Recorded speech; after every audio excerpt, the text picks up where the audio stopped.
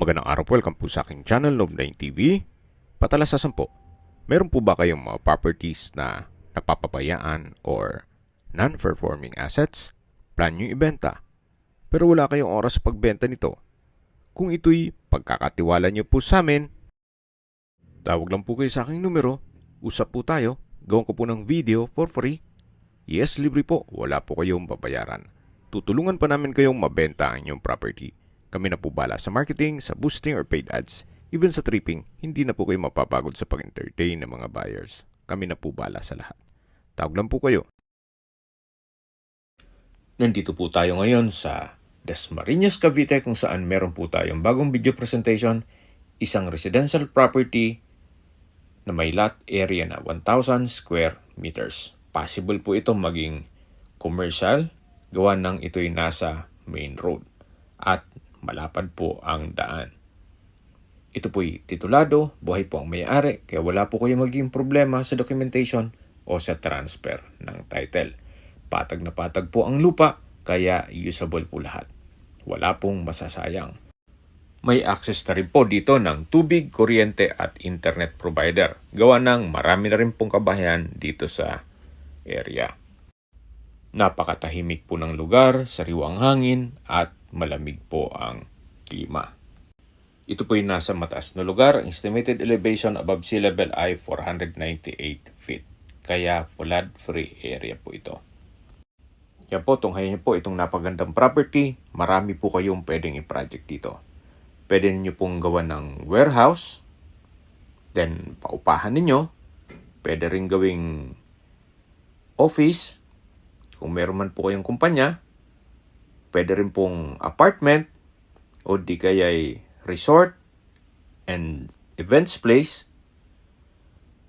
At kung sakali man po na marami kayong pondo, pwede rin pong gawa ng commercial building. Pwede rin po itong gawing garahe ng heavy equipment o truck o di kaya'y bus. Gawa ng malapad naman po ang frontage nito. So, depende po yan sa inyo kung anong magiging project nyo once na na-acquire nyo ito. Hindi lang po maganda tong property, kundi ang location din nito. Ito po'y malapit sa Governor's Drive. Ang distance is 2.6 kilometers at ang travel time is 6 minutes. Malapit din po ito sa Villar City, na ang pasok nyo ay Island Park.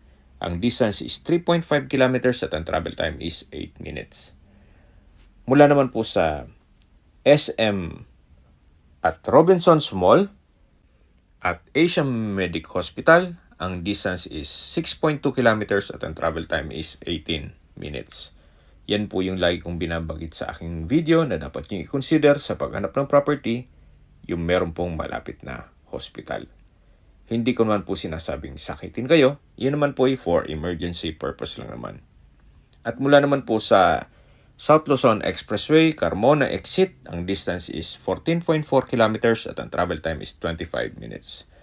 Mula naman po sa Manila o sa airport, ang distance is 34.2 kilometers at ang travel time is 1 hour and 9 minutes.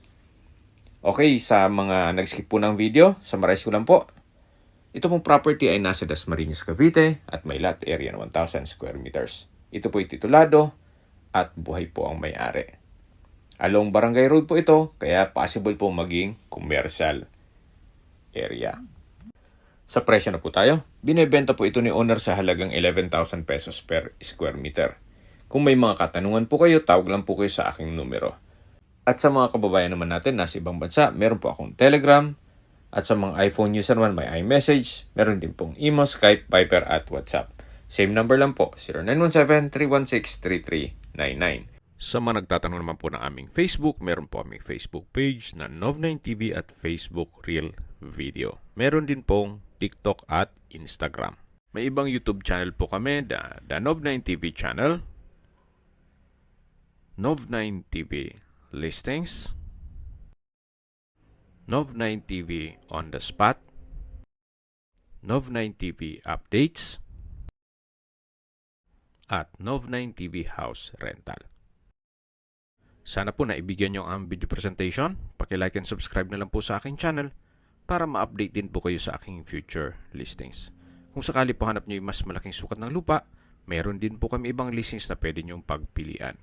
Huwag po kayong mag-atubiling tumawag sa amin. Then, let us know your budget para malaman namin kung anong property pwede naming ilog sa inyo. Sa lahat pong viewers, subscriber at nagtiwala po sa amin, salamat po sa suporta. Ingat po kayo lagi at yung pamilya. Maraming salamat po.